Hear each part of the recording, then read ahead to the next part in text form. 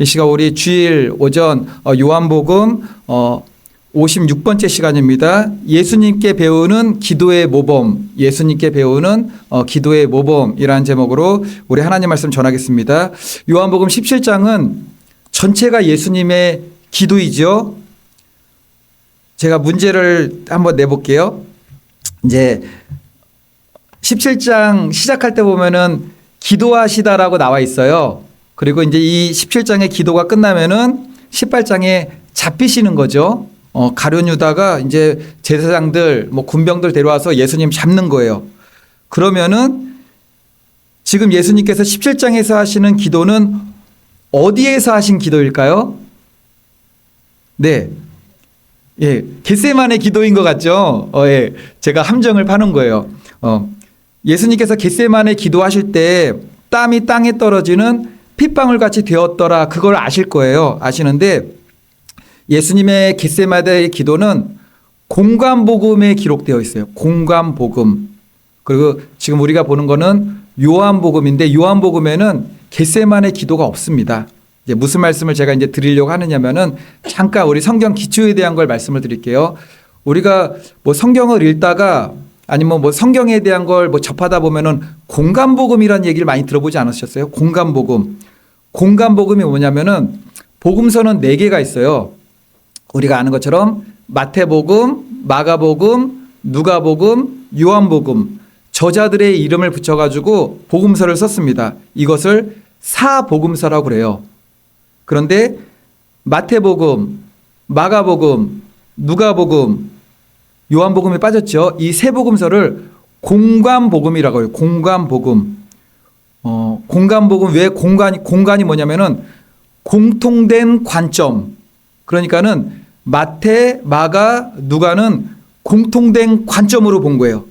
그러니까는 이 공관복음을 보면은 똑같은 사건들이 기록되어 있어요. 표현만 약간 다를 뿐이지 똑같은 사건이 계속 반복돼요. 마태복음에 나온 게 마가복음에 또 나오고 마가복음에 나온 게 누가복음에 또 나오고 그 세 복음서에 나온 것들은 요한복음에는 거의 안 나와요. 거의 안 나온다는 얘기는 요한복음에 있는 사건들도 공관복음서에 안 나온다는 거잖아요. 그러니까 전체를 보려면은 공관복음, 마태복음하고 요한복음을 읽던지 마가복음하고 요한복음을 읽던지 누가복음하고 요한복음을 읽어야지 전체 맥락을 잡을 수가 있어요. 그래서 이 세 복음서를 공관복음, 동일한 사건을 기록해 놓았고 거의 같은 관점.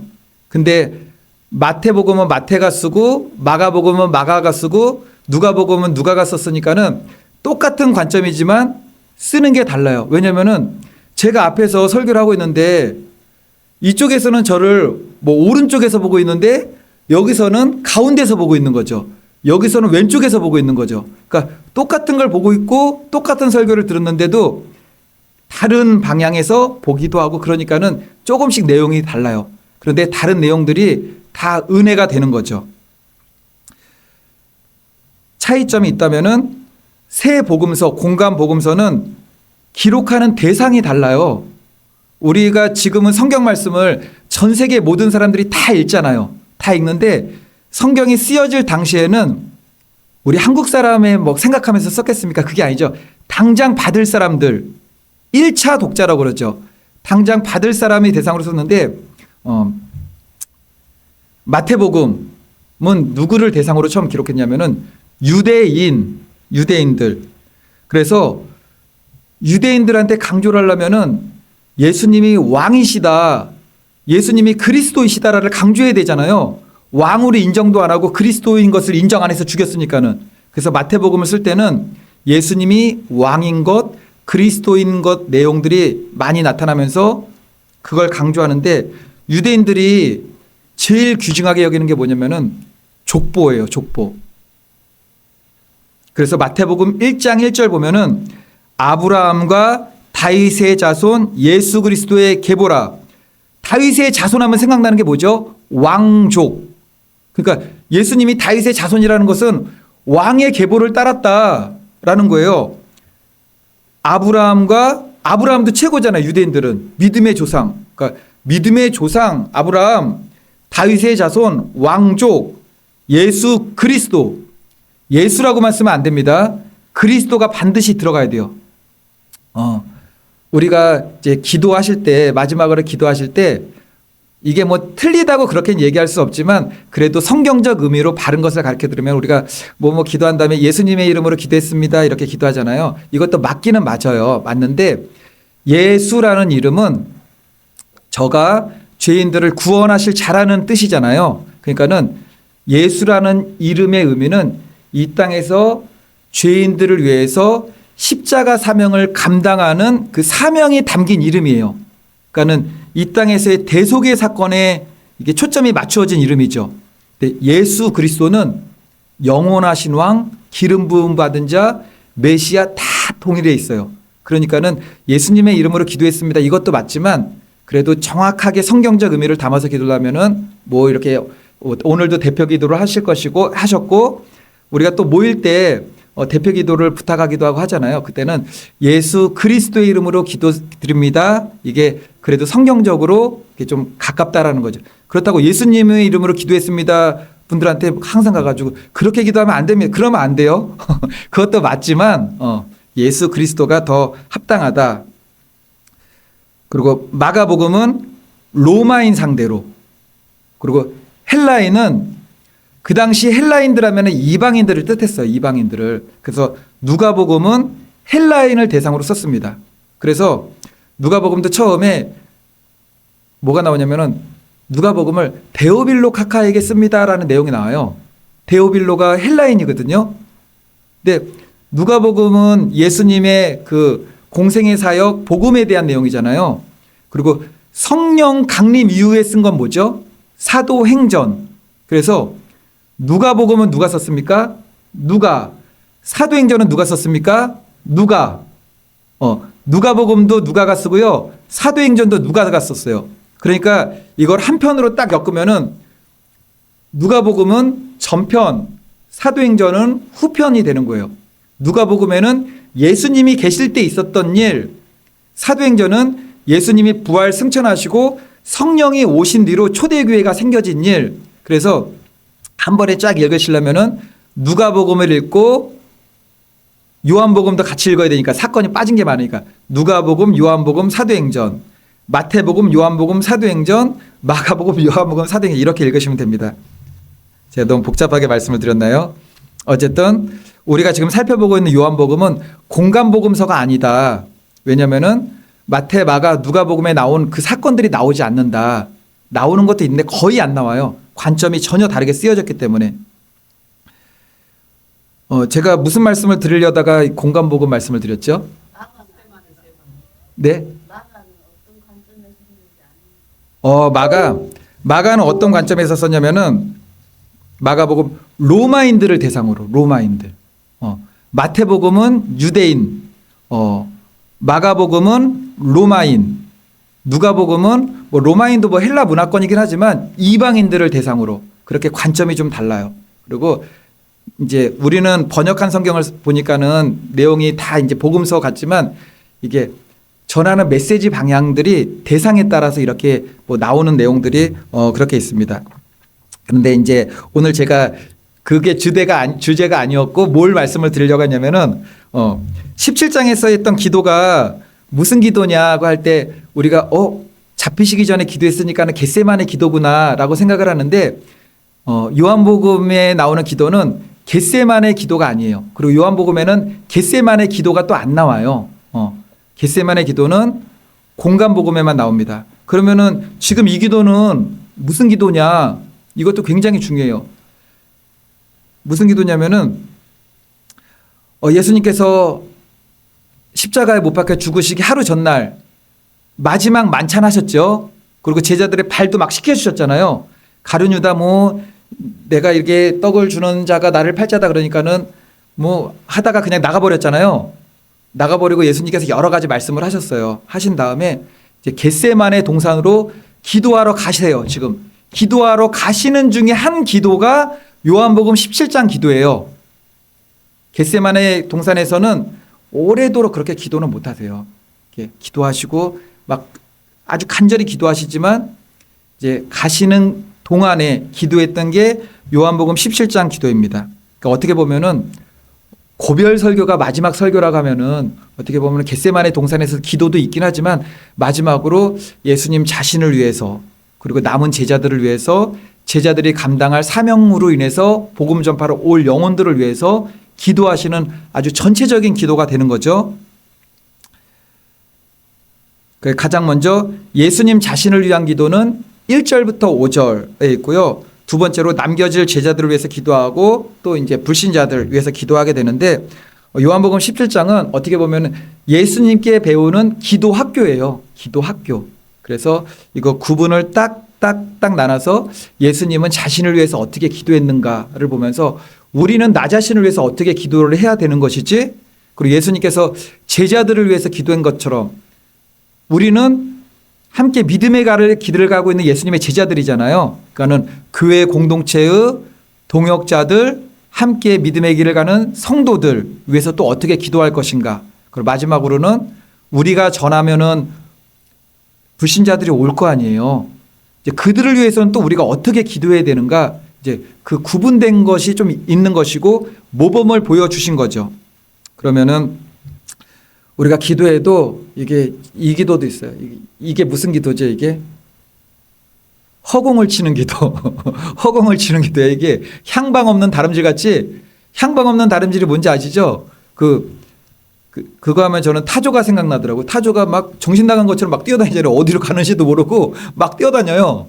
그게 우리의 믿음의 다름질도 하나님 예수 그리스도를 위해서 달려가는데 향방 없는 다름질도 있어요. 타조같이 나중에 알고 보니까는 같은 자리를 맴돌고 저기 목적지가 아닌 다른 데로 막 열심히 뛰어갔다가 여기가 아닌가 보다 하고 다시 왔다가 막 그렇게 다름질하기도 하고 기도도 마찬가지예요. 기도도. 허공을 치는 기도. 하나님이 듣지 않는 기도, 응답될 수 없는 기도. 혹은 더 심하면은 기도를 열심히 했는데 알고 봤더니 나도 죽이고 자녀도 죽이고 내 주위 사람들을 죽이는 기도예요. 그 기도하면 안 되는데. 이게 우리가 바른 기도는 어떤 기도인가 오늘 말씀 통해서 한번 살펴보겠습니다. 첫 번째, 예수님께서는 먼저 자기 자신을 위해서 기도했습니다. 먼저 1절 말씀 다 같이 한번 읽어보겠습니다. 예수께서 시작. 예수께서 이 말씀을 하시고 눈을 들어 하늘 우러러 이르시되 아버지여 때가 이르렀사오니 아들을 영화롭게 하사 아들로 아버지를 영화롭게 하게 하옵소서. 아멘. 아버지, 저를 영화롭게 해주세요. 그리고 제가 영화롭게 되면은 이 영화로움이 하나님을 영화롭게 하는 일이 됩니다. 라고 이 말씀을 하시는 거예요. 그 좀 어렵지 않나요? 그리고 우리가 기도할 때는 이럴 수도 있는 거죠. 하나님, 저로 하여금 영광되게 하옵소서. 제가 영광돼야지 우리 하나님도 영광됩니다. 지금 그 기도를 하고 있는 것인데 이 기도의 의미를 알면은 이거는 복음의 신비예요. 이거는. 하나님을 영화롭게 한다라는 것은 영화롭게 한다. 나의 삶과 행위를 통해서 하나님의 영광을 드러내는 거예요. 그러니까는 나를 영화롭게 한다라는 것은 나를 이렇게 높이는 걸 말하는 게 아닙니다. 내 삶이 하나님의 영광을 나타낼 수 있는 삶과 행위가 되는 것이 나를 영화롭게 하는 거예요. 이게 나를 자랑하는 게 아니죠. 이게 하나님을 나타내기 위해서 나의 삶과 행위가 하나님의 영광을 향하여서 그 모든 것이 나아간다는 거죠. 요한복음 17장 1절 예수님의 기도가 복음의 핵심과도 같은 거예요. 하나님께서는 예수님께서 삶과 행위로 하나님을 위해 어떤 영화로운 일을 할 때 하나님께서 보내신 독생자 아들 그 예수 그리스도로 영화롭게 된대요. 영화롭게. 이게 말이 어려운 것 같지만 이거를 깨닫게 되면은 우리가 왜 하나님의 영광을 위해서 살아야 되는지 빛과 소금으로 사는 것이 또 그거예요. 우리는 빛과 소금으로 사니까는 세상이 나를 빛으로 여기고 저 사람은 소금과 같이 다른 사람을 위해서 희생하네 칭찬받는다고 생각하지만 성경적으로 빛과 소금은 세상에 칭찬이 없습니다. 예수님께서 세상에 빛으로 오시되 어둠이 깨닫지 못하더니라고 했잖아요. 우리가 생각하는 세상의 빛은 세상 사람들도 잘 이해하고 박수 쳐주는 사회에 공헌하고 가난한 이웃을 돕고 그거 물론 구제 사업에 있기도 하지만 정말 세상의 빛이라는 것은 진리대로 살아가는 거예요. 진리대로 살아가게 되면은 그러니까 빛으로 사는 건데 세상 박수 안 쳐요, 정말. 어둠이 어떻게 빛이 오는데 박수를 치겠습니까? 핍박이 가해지는 거죠. 지금까지 예수님의 3년 반 동안의 공생의 사역 기간에 선포하신 말씀, 수많은 표적들과 이적들, 이게 예수님이 하나님을 영화롭게 했던 것들이죠. 그래서 예수님께서 자신을 드러냈던 이유는 뭐냐면 이런 거예요. 자신을 드러냈던 이유는 나를 바라봐라가 아니라 예수 그리스도를 통해서 하나님을 바라보라예요, 이게. 저도 그러고 우리 성도님들의 삶도 마찬가지입니다. 우리가 주님의 일을 열심히 하다 보면은 우리가 감추고 오른손이 하는 것이 왼손이 모르게, 왼손이 하는 것을 오른손이 모르게 하려고 할지라도 우리가 아주 전심을 다해 전력 출자하게 되면은 내 그런 삶이 드러날 수밖에 없잖아요. 그 교회에서나 어디 사회에서나 어떻게 보면은 박수를 받을 수밖에 없는 그런 삶이 돼요. 나의 의지와는 상관없이. 그럴 때 어떻게 해야 되죠? 나에게 향한 시선을 하나님께로 다 돌리게 해야 되는 거예요, 이게.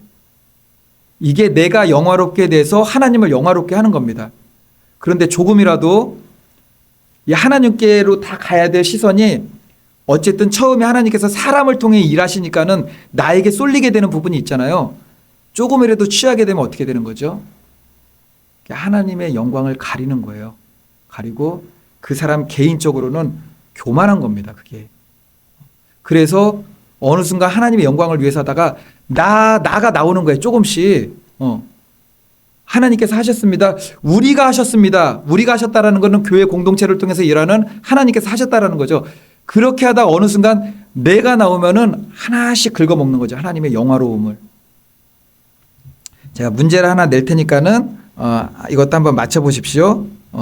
하나님의 영광을 나타내는 일 중에서 성경에는 한 알의 미랄을 통해서 많은 열매를 맺는다라는 말씀이 나오죠. 한 알의 미랄 말씀이 나오는데 그러면 제가 정확히 성경은 한 알의 미랄이 열매를 맺으려면은 그 미랄이 어떻게 되어야 하는가에 대해서 이거는 잘 생각해 어렵지는 않지만 우리가 착각할 수도 있기 때문에 한 알의 미랄이 많은 열매를 맺으려면은 그 미랄이 어떻게 되어야 되는가?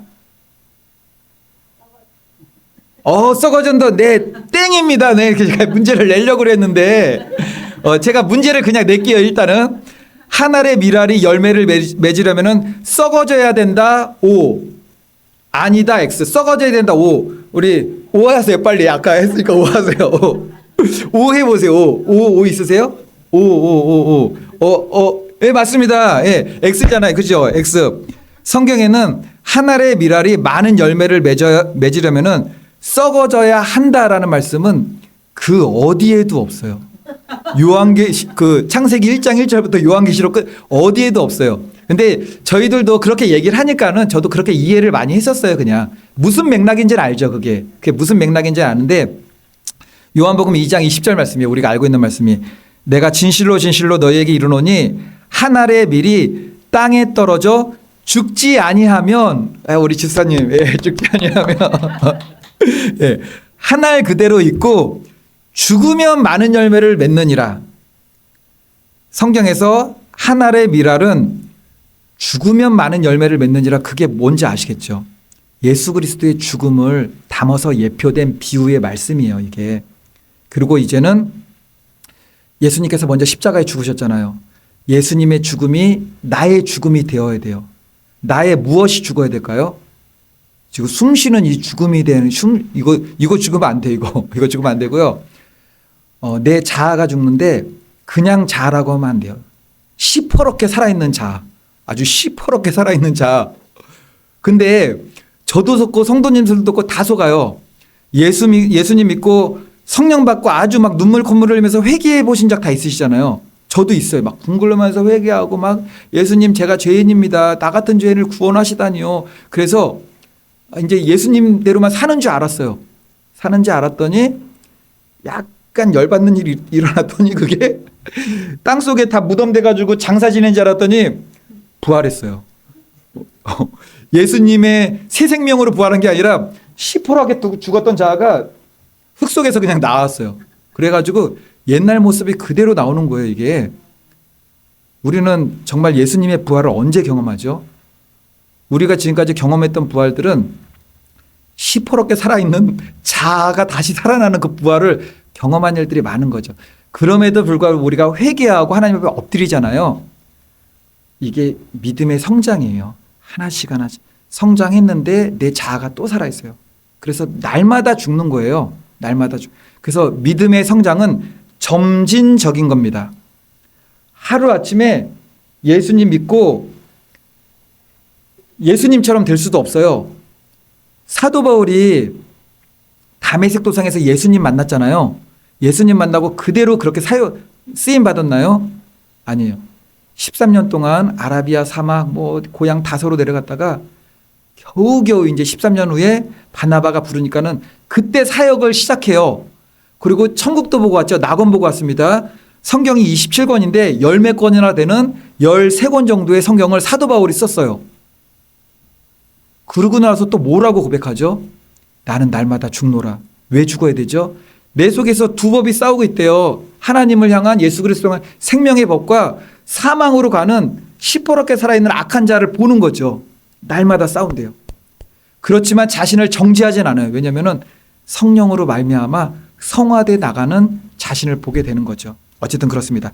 한 알의 밀알이 땅에 떨어져 죽으면 많은 열매를 맺느니라. 여기서 죽으면 헬라어 원어가 아포드 네스코, 이거는 기억하지 않으셔도 됩니다. 그냥 제가 설명 차원에서 아포드 네스코, 이 뜻이 뭐냐면은 죽음에 직면하다, 죽기 마련이다, 또 누군가에게 죽임 당하다예요.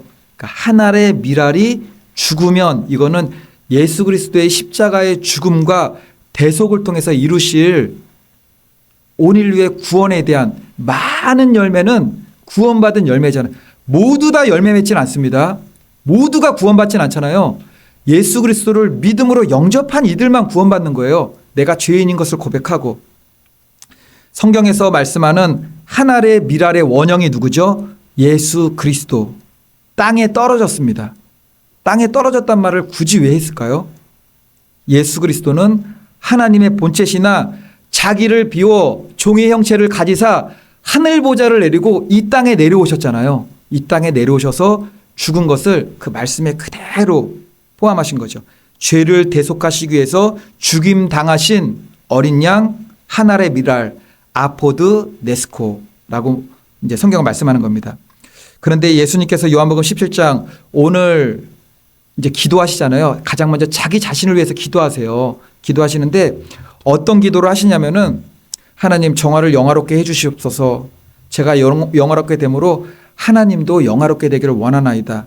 이 기도의 핵심이 뭐죠? 예수님이 자신을 영화롭게 해달라는 그 기도의 핵심도 십자가에서의 죽으심이에요. 죽어야 나도 영광이에요. 내가 완전히 죽어야 그게 가장 큰 영광입니다. 살아있으면은 하나님을 일을 했는데 거기서 받을 게 없어요, 사실은. 우리가 받을 영광의 완전함은 천국에만 있습니다. 천국. 이 땅에서 사람 영광 받으면 큰일 나요. 그리고 나의 의지와는 상관없이 하나님께서 나를 쓰시게 되니까는 사람들이 나를 바라보고 박수 쳐줄 때 있잖아요. 그때 죽을 힘을 다해서 그 시선을 하나님께로 다 돌려야 돼, 이렇게. 아니면은 이거는 우리는 죽기까지 날마다 죽어야 되는데 그러지 않다고 우리가 다 넘어지는 존재가 될 수밖에 없습니다. 이제 그리고 17장 4절 말씀 보면은 예수님의 기도가 뭐냐면은 하나님께서 하라고 하신 일을 예수님께서 하시니까 이 세상에서 하나님께서 영화롭게 된다는 기도예요. 17장 4절 말씀 다 같이 한번 읽어보겠습니다. 아버지께서 시작. 아버지께서 내게 하라고 주신 일을 내가 이루어 아버지를 이 세상에서 영화롭게 하셨사오며, 아버지께서 내게 하라고 하신 일을 내가 이루게 되니까는 하나님이 영화롭게 된대요. 이게 십자가의 신비입니다. 이게 복음의 신비예요. 우리가 일반적으로 생각하는, 우리는 그리스도인이잖아요. 그리스도인이라는 것이 내가 그리스도인의 사람입니다, 그 뜻이잖아요. 내가 이 세상 사람들 가운데 하나님을 영화롭게 하는 일이 뭐죠? 우리 이거는 많이 들어보셨잖아요. 우리가 하나님을 어떻게 영광스럽게 하죠? 일반 사람들은 많이 생각을 이제 못 하는데 이제 간증이 있으니까 간증을 하기도 하죠. 세상 사람들이 박수치면서 야, 어떻게 저렇게 대단한 일을 했을까? 와, 우러러 보는 일에 대해서 이 모든 영광 하나님께 올려드립니다. 이거 우리가 기억할 수 있잖아요. 생각하잖아요. 올림픽에서 메달 땄어요. 메달 따가지고 메달 딱 깨물으면서 하나님께 영광 돌립니다. 하나님 영광. 어떤 대단한 대회에서 연말 되면은 무슨 영화, 뭐 MBC 뭐 그런 데서 수상 소감 하실 때도 할 때도 우리 연예인들이 제가 그냥 짧은 지식으로 알기로는 그런 공영방송에서는 하나님이나 종교에 대한 얘기를 하면 안 된다고 들었어요. 그런데도 하나님께 영광 돌립니다라고 수상소감을 담대하게 하시는 분들이 있더라고요. 보니까는 그거는 굉장히 이제 귀한 일이죠. 물론 이러한 모습들이 다 귀합니다. 참된 그리스도인이라면은 마땅히 그렇게 해야 됩니다. 하나님께서 나를 높여주신 거잖아요. 그때 하나님 영광 드러내고 이들의 시선을 하나님께 돌릴 수 있도록 이게 또 무언의 복음 전파가 되기도 하는 거죠. 그런데 요한복음 17장 예수님의 기도는 유언과 같은 마지막 기도예요. 예수님께서 하나님을 영화롭게 하는 최고의 생애는 무엇이죠? 우리 예수님께서 마지막 길을 가고 있어요. 마지막으로 내가 하나님을 영화롭게 하기 위해서 저에게 영화로움을 주세요. 내가 하나님의 최고로 영광 돌릴 수 있는 최고는 무엇이죠? 예수님께서 십자가의 고난, 십자가의 죽음, 그것을 통한 십자가의 대속이라고 말씀하는 거예요. 그러니까 예수님은 없는 거예요. 예수님이 십자가의 죽으심으로 이제 없는 거예요. 그런데 이것이 너무 힘든데 우리들에게도 동일한 거예요. 동일한 거. 한 알의 밀이 땅에 떨어져 죽지 아니하면 한 알 그대로 있고 죽지 아니하는 것은 그대로 있습니다. 우리 시퍼런 자가 죽지 않으면은 그대로 있어요. 그대로. 죽을 때 많은 열매를 맺어요. 죽을 때 영혼을 전도할 수 있습니다. 죽을 때 영혼을 구원할 수 있습니다. 하나님께서 나를 통해 가장 큰 영광을 받으실 때는 주님 죽으신 십자가의 죽음을 따라 나도 십자가에서 나의 악한 자가 죽는데 날마다 죽어야 된다는 거죠. 그게 날마다. 요한복음 17장 5절도 너무나 보배로운 십자가의 신비에 대한 말씀입니다. 5절 말씀 다 같이 한번 읽어볼게요. 아버지여 시작. 아버지여 창세전에 내가 아버지와 함께 가졌던 영화로서 지금도 아버지와 함께 나를 영화롭게 하옵소서. 아멘. 창세전에 스스로 계신 하나님, 성부 성자 성령 삼위일체 하나님, 그때 하나님의 영화로움이 충만했잖아요. 근데 지금 이 십자가 사건을 두고서 창세 전에 그 영화로움과 함께 한다라고 말씀을 하는 거죠. 함께 한다고. 창세 전에 하나님과 함께 가졌던 영화로움이 이 십자가를 통해서 다시 있게 된다는 거예요. 우리도 마찬가지죠. 하나님의 예수 그리스도의 십자가의 고난받으심, 죽으심, 대속하심이 사건이 없으면은 우리는 하나님의 영원한 영광 안으로 들어가지 못합니다. 근데 영원한 영광 안으로 들어가는 걸 우리는 또 뭐라 그러죠? 회복이라고 그러잖아요. 다 잊어버렸는데 회복이에요. 십자가, 영광 전혀 상관이 없는 것 같은데 지금 예수님께서 말씀하시는 거는 십자가가 없이는 영광도 없다라는 거예요. 십자가를 통해서 하나님의 창세전의 영광으로 다시 회복되어져 간다라는 거죠. 예수 그리스도의 복음을 세상 사람들이 이해할 수 없는 이유가 이것입니다. 십자가가 영광이라고 자꾸 말하니까는 우리는 고난이 내게 유익이고 하나님께서 고난을 통해서 우리의 믿음을 다루신다라는 것을 알잖아요. 근데 교회 이제 세상 살다가 교회 처음 왔는데 고난이 십자가 얘기하면은 다 도망가는 거죠. 왜냐면은 그 고난 해결받으려고 집에 교회에 왔는데 교회에 오신 분들이 이게 잘 먹고 잘 살고 부흥하고 형통하는데 교회 오십니까? 그런 분들이 교회 온다면은 교회 안에서 교제권을 형성해서 더 잘 되려고 그러는 거죠. 그리고 그분들은 이제 저희 교회는 안 오시죠. 교제권을 사업적으로 형통하거나 뭘로 맺을 수 있는 그런 교회, 큰 대형 교회를 가겠죠. 근데 십자가가 영광이라고 했더니 막 큰 암에 걸렸어요. 암에 걸려서 교회 와서 고침받는 분들 분명히 계세요. 근데 암이 안 걸렸는데 교회 와서 걸리시는 분 계십니다. 하나님께서 그를 다루시려고 없던 암도 생기게 이거는 어느 정도 웬만큼 신앙생활을 했어도 머리로는 이해할 수 없지만 삶의 현장으로 닥치게 되면은 이거는 다 도망가요. 그냥 이게 원망불평거리죠. 건강해서 교회 왔는데 교회 와서 하나님께서 나를 다루신다고 질병을 주시니 이걸 세상 사람들이 어떻게 이해를 하겠습니까? 그러니까는 자아가 죽어야 하나님의 영광 안으로 들어간다. 이런 선포는 세상 사람들이 이해할 수 없는 거죠. 세상 사람들이 잘하는 말 중에 하나가 또 있어요. 나를 뭘로 보는 거야? 나도 한 성깔 해. 그렇게 하면은 그 막 문신도 막 드러내 보이면은 사람들이 다 위협감을 느끼잖아요. 우리는 그런 사람들 보면 어떠죠? 마음이 아픈 거죠. 마음이 아픈 거죠. 세상에 한 성깔 안 하는 사람도 없습니다. 다 나름대로 한 성깔이 다 있어요. 세상이 아니라 여기 모인 저희들도 우리가 뒤에 딱 무기로 감추고 있지만 한 성깔을 다 가지고 있어요. 그러다가 마지막 순간에 한번 딱 내드는 거죠. 다른 말로 표현하면은 세상 모든 사람들은 십자가에서 처리되지 않는 악한 자가 있는데 우리들도 예수님 앞에 왔지만 그것을 날마다 처리해야 되지만 그럼에도 불구하고 그것이 살아있어 가지고 우리가 하나님의 성령의 법으로 나아가는데 나의 발목을 잡는 일들을 많이 한다라는 겁니다. 그러므로 우리가 하나님 앞에 겸손은 이거예요. 겸손은 사람 앞에서 내가 아니고 하나님 자신의 연약함을 그대로 고백해야 돼요. 무슨 고백함이죠? 내 안에 살아있는 자아가 있다라는 그게 처리되지 않는 거에 대한 연약함, 그것이 나의 부족한 믿음, 그러므로 날마다 나의 악한 자를 십자가에 못 박는데 승리하도록 힘달라고 그 기도를 반드시 해야 된다라는 겁니다. 그래서 사도 바울은 고린도전서 15장 31절에서 형제들아 내가 그리스도 예수 우리 주 안에서 가진 바 너희에 대한 나의 자랑을 두고 단언하노니 자랑한다라는 것은 이게 막 높인다 그게 아니에요. 너희들한테 다 오픈한다. 나는 날마다 죽노라 그러는 거예요. 죽노라. 사도 바울 너무 창피했을 것 같아요.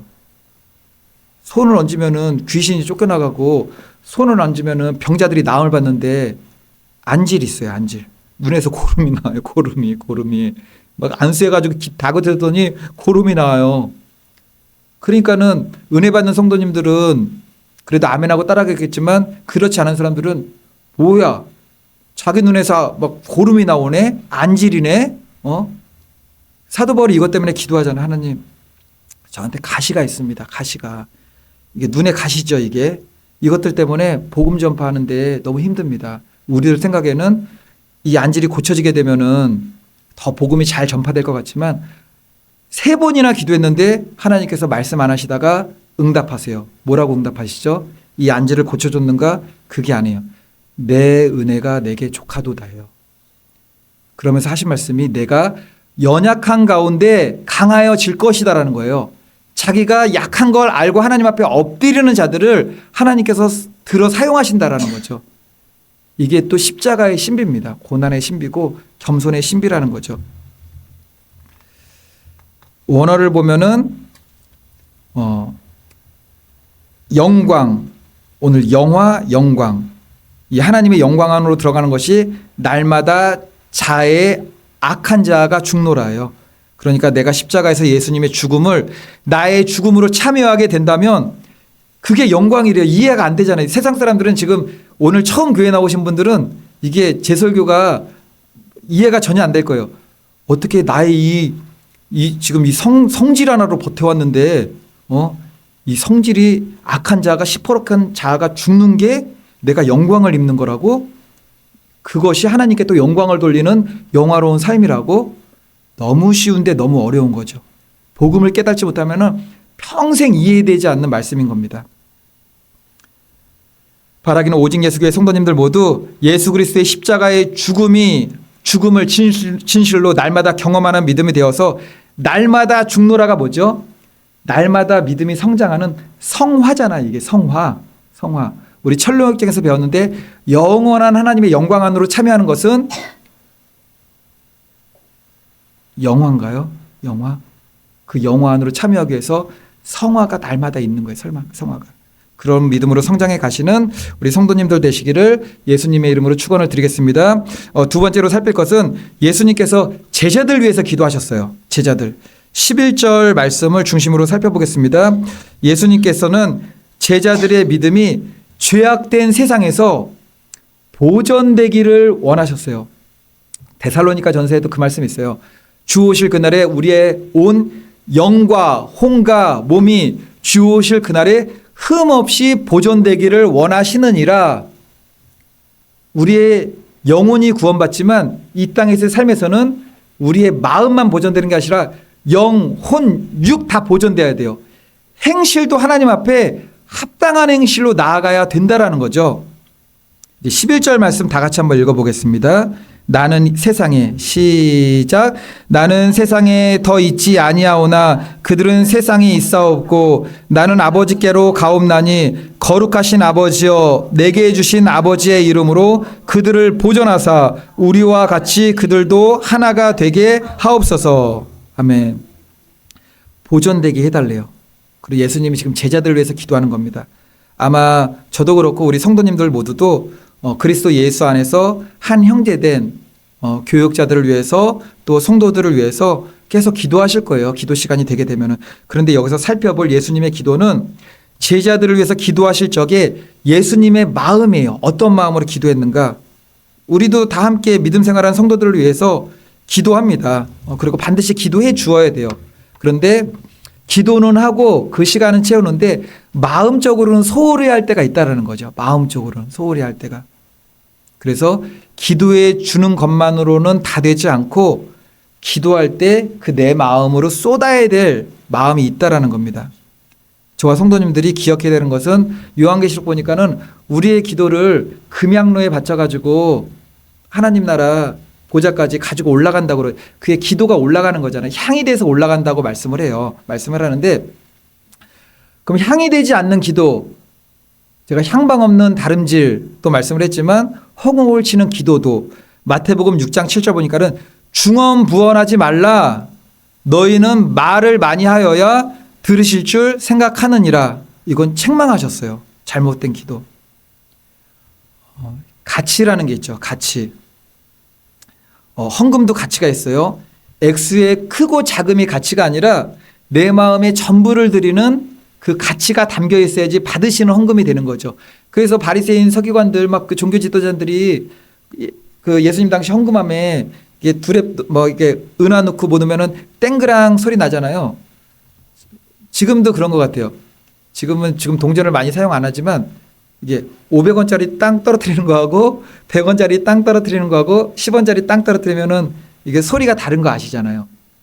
근데 금화 떨어뜨리는 거하고 두 랩돈 떨어뜨리는 거하고 이게 차이가 많겠죠. 금화를 막 떨어뜨려요.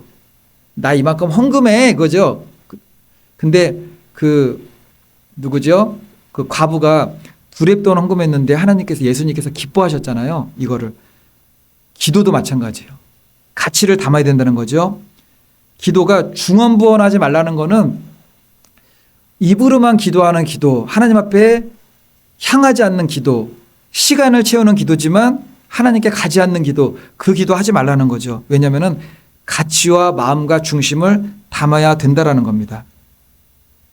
11절 예수님께서 제자들을 지칭할 때 사용하신 말씀인데 내게 주신 아버지의 이름으로 그들을 보존하사 하잖아요. 보존하사. 보존. 정말 그대로 지켜지길 원하는 거예요. 그 믿음이. 예수님께 있어서 제자들이란 보존되어야 하는 소중한 가치가 있는 제자들이죠. 보존이라는 이 낱말이 나오는 노래가 있지 않습니까? 그렇죠. 제가 지금 그 말씀을 드리려고 했던 거예요. 이게 우리나라의 가치예요. 가치.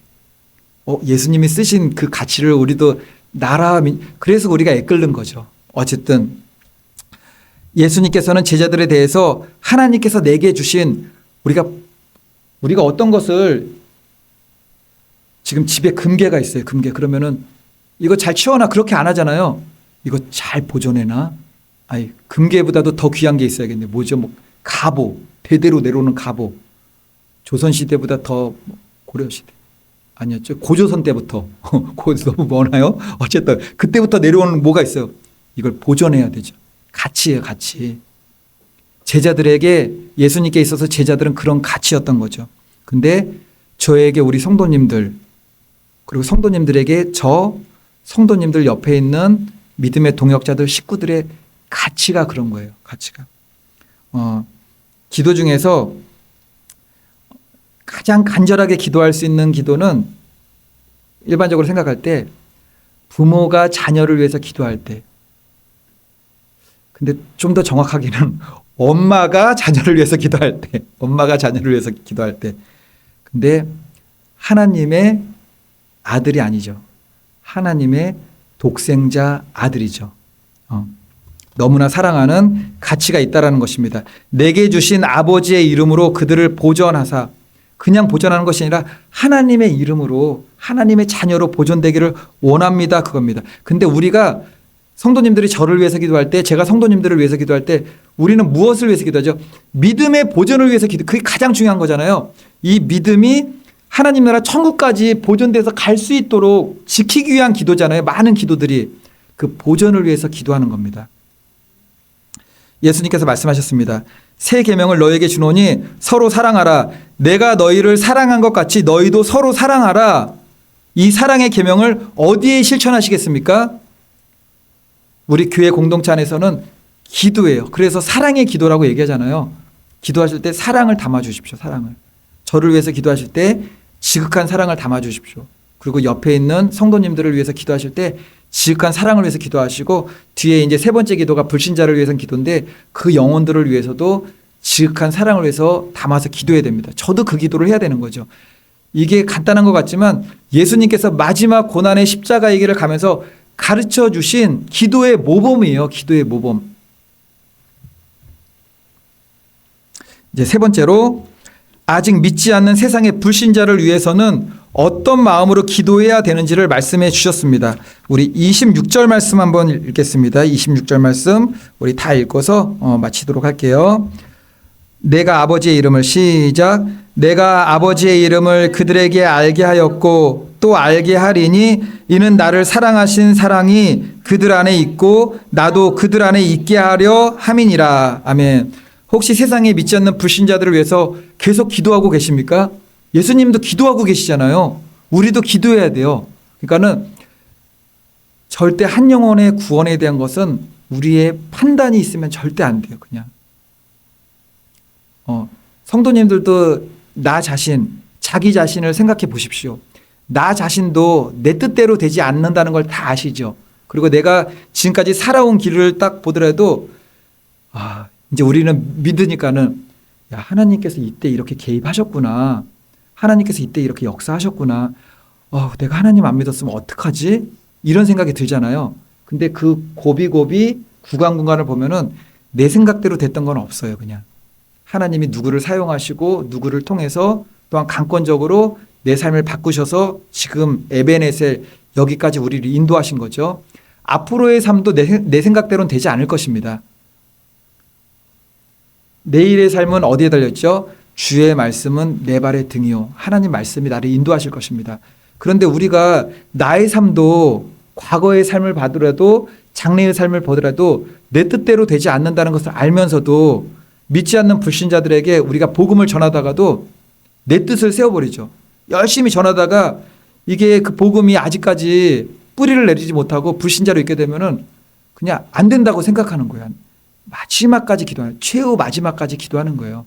영혼 구원은 우리는 기도하고 때를 어떤지 못 어떤지 전하지만 영혼 구원에 대한 주권은 하나님께 있는 거예요. 하나님께.